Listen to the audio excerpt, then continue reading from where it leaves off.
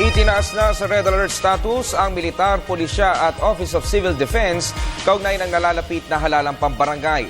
Nakahanda na rin ang mga ahensya ng gobyerno para sa paggunita ng undas. Narito ang ulat ni Waywaya Macalma. 3 araw lang ang pagitan ng barangay election at ang undas na pinaghahandaan ng National Disaster Risk Reduction Management Council.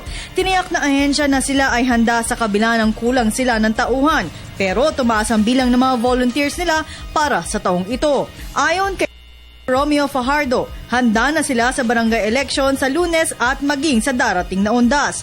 Halos lahat ng ahensyang kasapi ng NDRRMC ay nakataas sa Red Alert status, kabilang dito ang Office of the Civil Defense, militar, pulisya at maging ang Department of Health magdedeklara ng Code White sa lahat ng pampublikong ospital.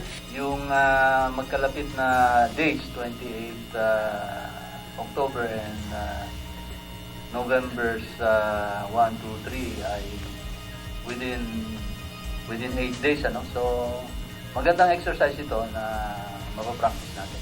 I think we are prepared very well. I think we have more people this year than last year.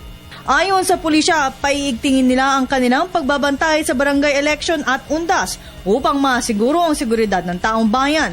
6 ang kanilang naitalang karaniwang maliliit na krimen kagaya ng pagnanakaw, illegal possession of firearms, sunog, mga vehicular incidents at iba pa. Sa MMDA ay ipapatupad na nila ang no day off at no absent policy mula October 23 hanggang November 4. Inaasahan rin ng ahensya sa araw ng Biyernes dadagsa ang bulto ng mga pasahero sa bus stations at mga motoristang pauwi mga probinsya.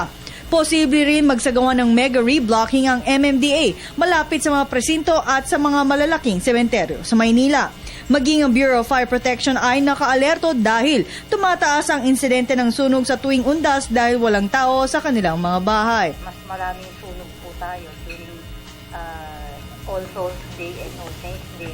Considering po na yung unattended candle na iniiwan po nila sa bahay.